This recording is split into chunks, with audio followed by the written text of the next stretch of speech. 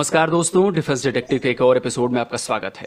मेरे पाकिस्तानी दर्शक अपने कमेंट्स में लगातार लिख रहे हैं कि 71 की जंग को छोड़ दें तो पाकिस्तान ने हर जंग में भारत को शिकस्त दी है, हराया है। तो दोस्तों, आज इन पाकिस्तानी दर्शकों की बोलती बंद करने के लिए मैं ये वीडियो लेकर आया हूँ। नमस्कार दोस्तों, डिफेंस डिटेक्टिव के एक और एपिसोड में आपका स्वागत है। मेरे पाकिस्तानी दर्शक अपने कमेंट्स में लगातार लिख रहे हैं कि 71 की जंग को छोड़ दें तो पाकिस्तान ने हर जंग में भारत को शिकस्त दी है, हराया है। तो दोस्तों, आज इन पाकिस्तानी दर्शकों की बोलती बंद करने के लिए मैं ये वीडियो लेकर आया हूं। आज से मैं एक सीरीज शुरू कर रहा हूं जिसमें हिंदुस्तान का एक भी शख्स इन चारों जंगों के बारे में नहीं बोलेगा, बल्कि खुद पाकिस्तानी अपनी पोल खोलेंगे। Pakistani army, Pakistani air force, Pakistani navy, Pakistani सरकार, उनकी खुफिया एजेंसी आईएसआई, पाकिस्तानी पत्रकार बताएंगे कि भारत से हुई 4 जंगों का नतीजा क्या रहा है।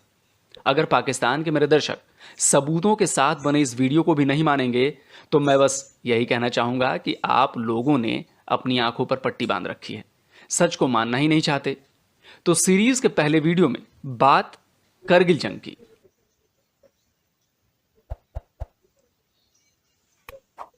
इंडियन फौज वापस चला गया, पोस्ट पर कब्जा नहीं किया।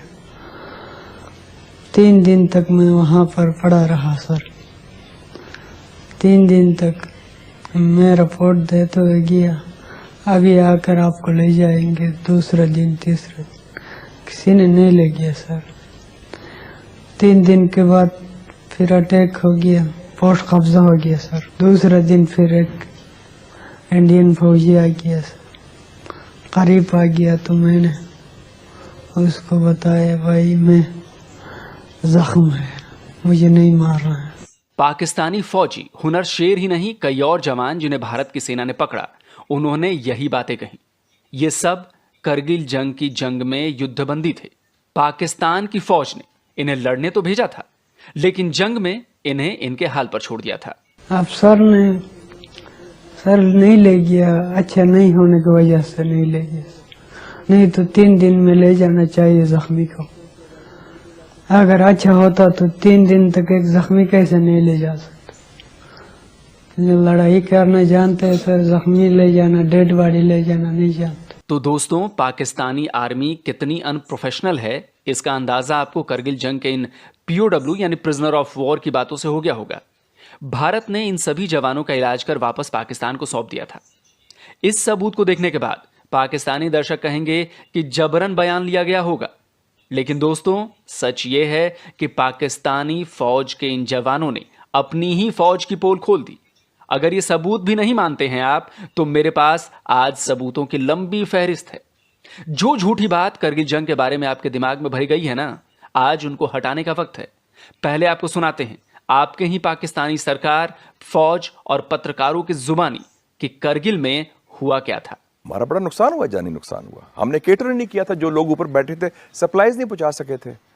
हमारा ख्याल ही नहीं था। इंडिया तो बोफोर्स गन लेके आ गया, एयरफोर्स लेके आ गया। उनका ख्याल था कि थोड़े से होगा, तो ये तो बड़ी फ्लॉड अजम्पशंस थी। अगर आप कहें ना कि एक चीज़ क्या थी जिसने टर्न अराउंड किया सिचुएशन को, वो थी कि बोफर गन्स इंडियंस ले आए थे, वो अब हाईवे पे जो पाकिस्तान के तरफ ब्लॉक करेंगे। और इंडियन जो अकाउंट्स हैं वो भी, और जो पाकिस्तानी जब मैं बात करती हूँ उनसे, वो भी, उन दोनों तरफ से ये बात कंफर्म हुई कि उन्होंने बूफर गन्स जो थी, उन्होंने पहाड़ों की चोटियों के परख्च उधेड़े, क्योंकि और उन्हें कोई, और ऊपर से नॉन स्टॉप, मतलब जब मौसम होता था, इंडियन जो एयरफोर्स थी वो देवर पाउंडिंग एंड पाउंडिंग। इंडियंस के पास रीइंफोर्समेंट भी थी, सप्लाईज भी रिकैप्चर कर रहे, सारा कुछ कर रहे। हमारे पास सप्लाईज भी नहीं थी, हमारे राशंस खत्म हो रहे थे, वी वर डग इन, हमारे पास रिसोर्सेज खत्म हो रहे थे, और लॉसेस, मैसिव लॉसेस हो रहे थे, because we were in bunkers. और वो कोई बाहर निकलते तो वो उनके एयरफोर्स ऊपर फिर रही थी। सो मतलब वी वर बीइंग पाउंडेड। और तो उस वक्त हमारी जो कैजुअलिटीज थी बढ़ रही थी, और लोगों, हमारे सोल्जर्स के rations had run out, starvation was setting in. Technically बड़ा बुरा हाल हो चुका था। तो जमीन से बोफोर्स तोपों और आसमान से इंडियन एयरफोर्स ने पाकिस्तानी फौज का हाल बेहाल कर दिया। उन्हें समझ ही नहीं आ रहा था कि करें तो क्या करें। न बचने का रास्ता था, न भाग निकलने का। गोलियां नहीं थी, गोला बारूद नहीं थे, राशन नहीं था, पाकिस्तानी फौज भूखों मर रही थी। लेकिन यहां पर पाकिस्तानी फौज के कुछ जवान भूखे पेट भी लड़ने को तैयार थे। उनकी तारीफ तो बनती है, क्योंकि वायरलेस पर वो रोटी नहीं गोली मांग रहे थे। वाकई फिर एक मरहला ऐसा आया कि उनके पास खाने के लिए भी नहीं था, लेकिन आप सलाम करें उनकी बहादुरी को कि जब उन्हें कोई मौका मिलता था तो वो खाने को नहीं मांगते थे, वो एमुनिशन मांगते थे। हाँ, ये आपने लिखा है इसमें कि आप हमें एमुनिशन दे। सिंध रेजिमेंट के 2 जवान थे, जो आपने लिखा है कि 2 जवान जो 2 दिन लड़ते रहे, उनका एमुनिशन खत्म हो गया था और 2 दिन के बाद जब उनको कमक पहुंची तो उन्होंने कहा कि खाना नहीं चाहिए, हमें गोलियां दो, गोलियां दो। मेरे पाकिस्तानी दोस्तों, इन सबूतों पर यकीन कर रहे हैं ना? दिल तो जल रहा होगा, दर्द हो रहा होगा अपनी नकारा फौज की पोल खुलते हुए देखकर। जनाब, अभी तो जो सबूत मैंने पेश किए हैं वो कुछ नहीं है। आगे तो ऐसी ऐसी बातें आपके ही पाकिस्तानी कहने वाले हैं जिनसे आपकी आर्मी की दिमागी हालत का पता चलने वाला है। अभी तो आप ये सुनिए कि करगिल में आपकी फौज को अपने कितने जवानों से हाथ धोना पड़ा।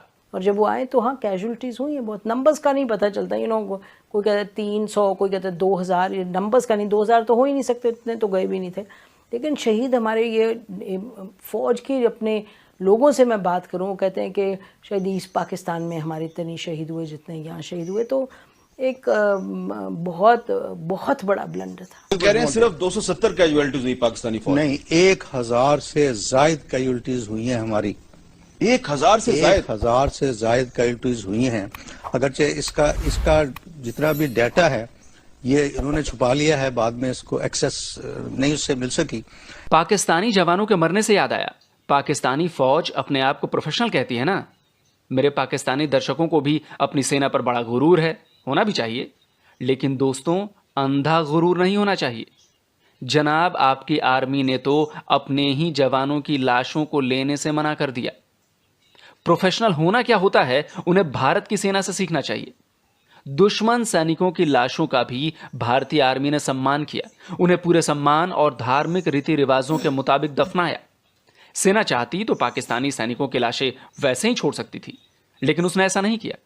जनाब, ये होता है प्रोफेशनल आर्मी का होना, जो कि पाकिस्तानी आर्मी कहीं से भी नहीं है।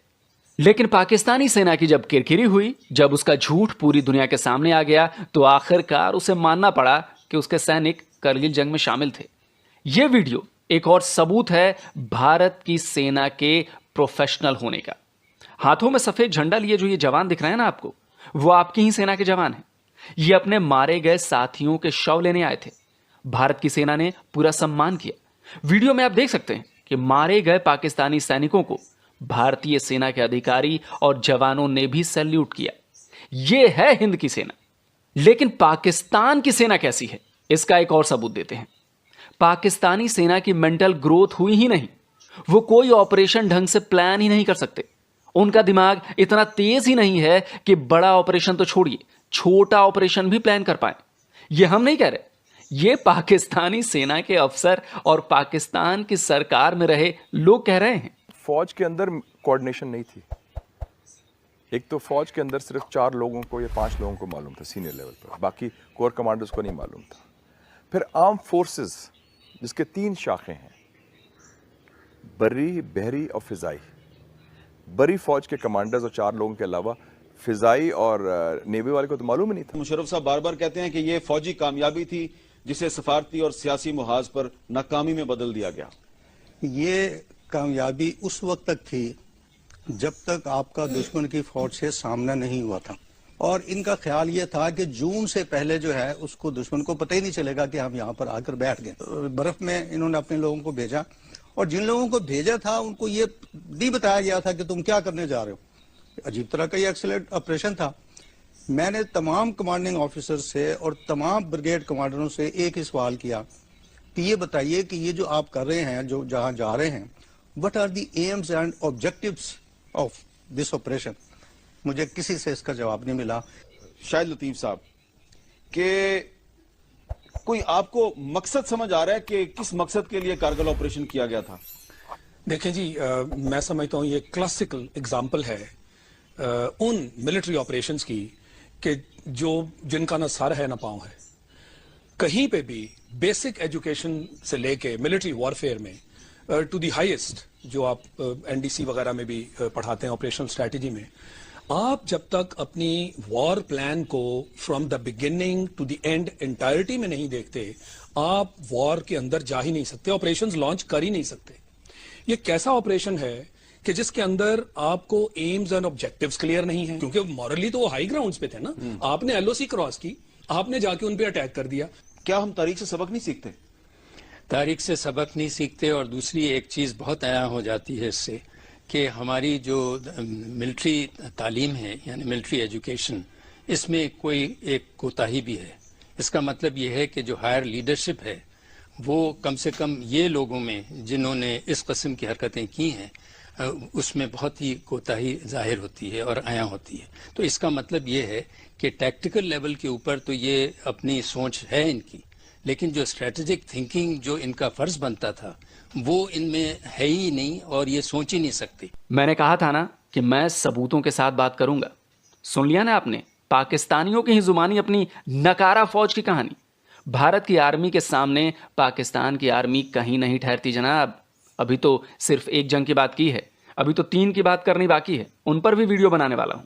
आज तो सिर्फ करगिल जंग पर आप लोगों के झूठ का पर्दाफाश कर रहा हूं।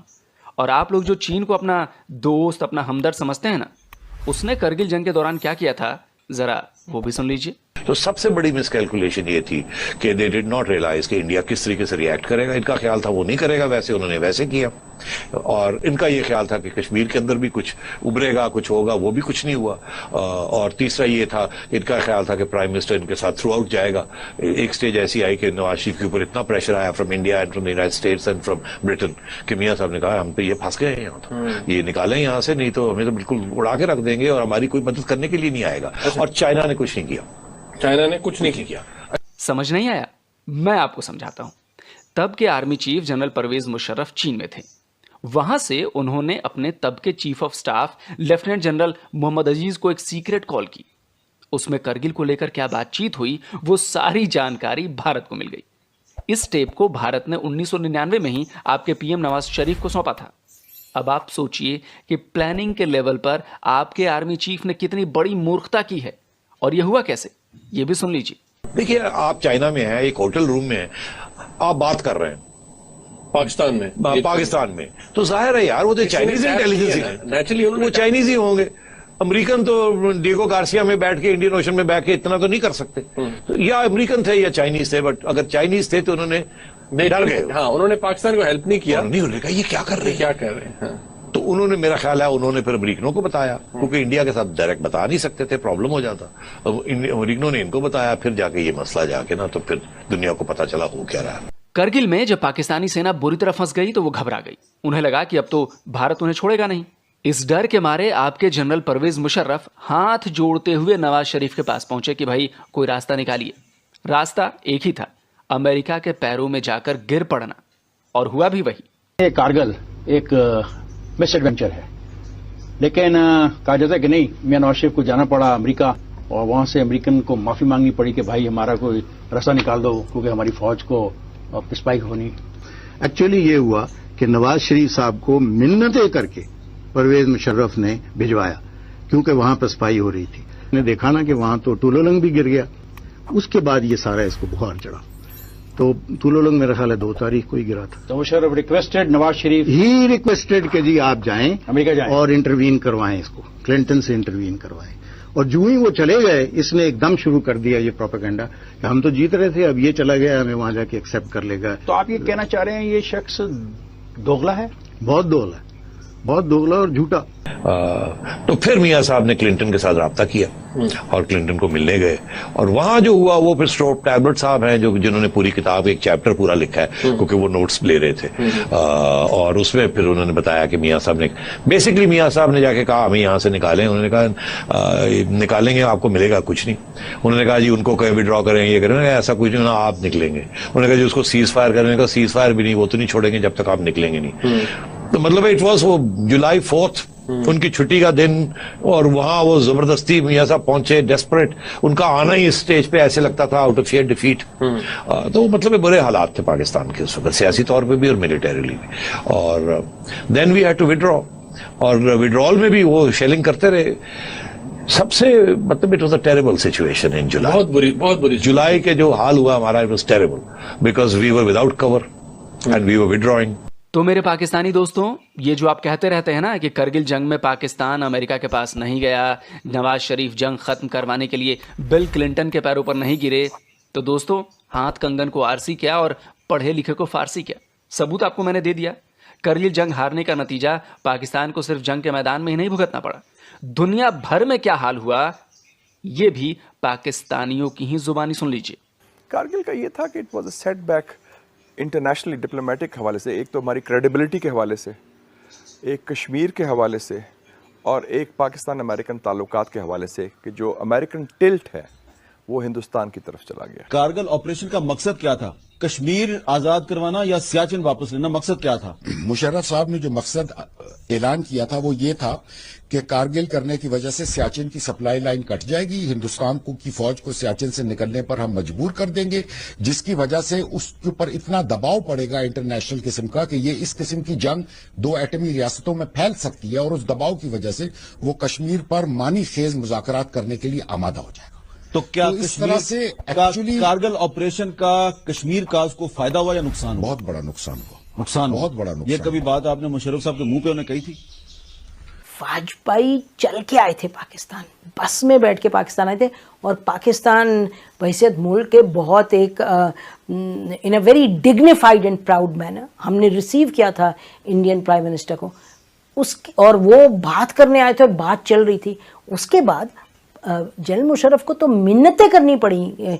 General Musharraf had to walk on his knees and go to the Indians and keep saying कि जी बात करें हमारे से। फाइनल जो उन्होंने जिस तरीके से जो स्ट्रैटेजी, मिलिट्री स्ट्रैटेजी की, दैट वाज वेरी गुड, और पॉलिटिकल स्ट्रैटेजी इंटरनेशनल कम्युनिटी को साथ लिया। 1971 में इंडिया ने इंटरनेशनल कम्युनिटी को साथ लिया था, हम अग्रेसर हमें डिक्लेयर हो गए थे, याद है आपको? और अभी भी वही हुआ, और हम हमेशा आइसोलेट हो जाते हैं, और हमें इंडिया जो है वो इंटरनेशनल डिप्लोमेसी की उसकी बेहतर है, हमारी नहीं है, सीधी सी बात। We get pipped. तो दोस्तों, जैसा कि मेरा वादा था, एक भी हिंदुस्तानी को बतौर सबूत पेश नहीं किया मैंने। पाकिस्तानियों की जुबानी करगिल जंग की हकीकत आपके सामने रखी। किस तरह पाकिस्तानी फौज ने एक बेहद बुरा और निचले दर्जे का मिलिट्री ऑपरेशन प्लान किया, किस तरह उन्हें शिकस्त झेलनी पड़ी, और किस तरह दुनिया भर में पाकिस्तान आर्मी की तथाकथित काबिलियत के बारे में पता चला उन लोगों के लिए जिन्होंने कमेंट में 4 जंगों के बारे में लिखा है कि 71 को छोड़ पाकिस्तान कभी नहीं हारा। तो भाइयों, करगिल का सच आपके सामने ला दिया मैंने। बाकी जंगों में क्या हुआ था वो भी लाऊंगा। वैसे मुझे यह भी पता है कि पाकिस्तानी दर्शकों को मिर्ची लगेगी, लेकिन दोस्तों यही सच्चाई है। सच को स्वीकार करें, कम से कम हमारी नहीं तो अपने लोगों की बातों पर भरोसा करें। आपके दिमाग में जो झूठ भरा जाता है ना, उसे हटाएं। जंग किसी के लिए भी अच्छी नहीं है। भारत आपसे कभी जंग नहीं चाहता, यकीन मानिए। लेकिन अगर आप हमले करेंगे, अगर आप आतंकी कार्रवाई करेंगे, तो हमें जवाब तो देना ही पड़ेगा। और नतीजा यही होगा जो करगिल में हुआ, जो बाकी की 3 जंगों में हुआ, और जो अभी घुसपैठ कराने के समय हो रहा है। तो दोस्तों, वीडियो पसंद आया तो हमारा चैनल सब्सक्राइब करें, और हर वीडियो की नोटिफिकेशन पाने के लिए बेल आइकन की जाती है। तो आप जो है जो डॉक्यूमेंट्स है जितने, वो अगर आप उठाकर देखते हैं, या आप जो है जितने भी बड़े बड़े पॉलिटिकल लीडर्स हैं या पर्सनैलिटीज़ हैं, जब भी आप उनकी बात सुनते हैं, तो एक चीज़ जो है जो आपको क्लियर होती है कि पाकिस्तान की हिस्ट्री में जो है ये एक बहुत बड़ा ब्लंडर था जो कि कारगिल वॉर की सूरत में जो है पाकिस्तान ने जो है किया। और उसके बाद यानी कि अगर देखा जाए उससे पहले भी तो क्या नाम लेते हैं, इंडियन प्राइम मिनिस्टर जो है वो खुद चलकर यानी कि बस में बैठ कर लाहौर आए, लाहौर आकर उन्होंने लाहौर डिक्लेरेशन साइन किया। एक पीस ट्रीटी आप कह लें एक तरह की पाकिस्तान और इंडिया के बीच में साइन हुई, और उसके बाद जो है आपको ये चीज़ देखने को मिले। हालांकि मैंने सुना भी था, इवन के बहुत सारे वीडियोस में ये चीज़ है कि उस टाइम जो प्रेसिडेंट थे परवेज मुशर्रफ, वो उसके बाद इंडिया भी गए, आगरा भी उन्होंने विजिट किया था, और क्या नाम लेते हैं कोशिश उन्होंने काफ़ी की कि इंडिया और पाकिस्तान के हालात जो हैं वो काफ़ी ज़्यादा नॉर्मलाइज हो जाए, लेकिन वो चीज़ नहीं हो सकी जो कि कारगिल से पहले आपको देखने को मिली थी। मेरा ख्याल है हो भी नहीं सकती, क्योंकि ऑब्वियसली अगर आप किसी की पीठ पीछे छुरा घोंपोगे तो वो कभी आप पर उस तरीके से ट्रस्ट नहीं कर पाएंगे। यानी कि अगर कुछ दिन पहले प्राइम मिनिस्टर आए हैं, उन्होंने विजिट किया, और उससे कुछ दिन बाद ऐसा हो जाए, तो इंसान वाकई में वो कहते हैं ना, फिर मतलब आपको टाइम लगता है चीज़ों को अंडरस्टैंड करने में भी, उन पर ट्रस्ट करने में भी। तो अगर वैसे मैं देखूं आज की जो वीडियो थी, मुझे सबसे बड़ी कंप्लेन ना ये होती है कि जब लोग ऑन ड्यूटी होते हैं तब वो लोगों तक ये बातें नहीं पहुंचाते, लेकिन जैसे वो के एंड पे क्या सीरियसली कुछ भी बोल रहे हैं, कुछ भी खुद से बना के जितना मर्जी बोल लें, लेकिन रियलिटी को छुपाया नहीं जा सकता। जैसे कि इतने ज्यादा उन्होंने सबूत दे दिए हैं हमें इस वीडियो में। 1971 की जो जंग है, हम भी जब स्टूडेंट्स थे ना, हमारी बुक्स में भी लिखा था कि वो जंग जो है वो हम जीते थे, इंडिया नहीं था जीता। तो हमें जब तक हम यूट्यूब नहीं थे बनाते, हमें यही पता था कि हम ही जीते हुए हैं। जितने भी वार है वो सब हम जीत गए थे, हम लोगों ने बहुत अच्छे से किया। लेकिन सीरियसली जब रियलिटी ज्यादा आर्मी में मतलब जब हथियार अपने डाल दिए तो कितनी उस टाइम के होता है ना कि इंसल्ट, बहुत इंसल्ट की बात है कि ऐसे खुद को बोलते हैं ना कि हम मतलब सीरियसली बोलते हैं हमें ईमान का जज्बा है, ये है वो है, और ऐसे मैदान से भाग जाना और हथियार डाल देना और बोलना कि हम लोग इस हालत में बिल्कुल भी नहीं है कि यहाँ पे कुछ भी ऐसा हो सके, यहाँ पे जंग हो सके। और वो एक वीडियो है उसमें मैंने मतलब कि देखा तो बोल रहे कि वो जो आर्मी वाले थे ना उस वक्त रो रहे थे कि पता नहीं हमको मार देंगे या क्या हमारा साथ क्या हो जाएगा, तो हमें छोड़ दो। इतनी बुरी उनकी हालत थी, भागने को रास्ता नहीं था, उन्होंने हथियार डाल दिए थे वहां पे, तो बहुत ज्यादा। और यहाँ पे मतलब कि आलोक जी की वीडियो का यही होता है कि वो प्रूफ्स के साथ वीडियो लेकर आते हैं, प्रूफ्स के साथ। और जितनी भी वीडियोस हैं इसके लिंक आपको डिस्क्रिप्शन में इनकी वीडियो में मिल जाएंगे,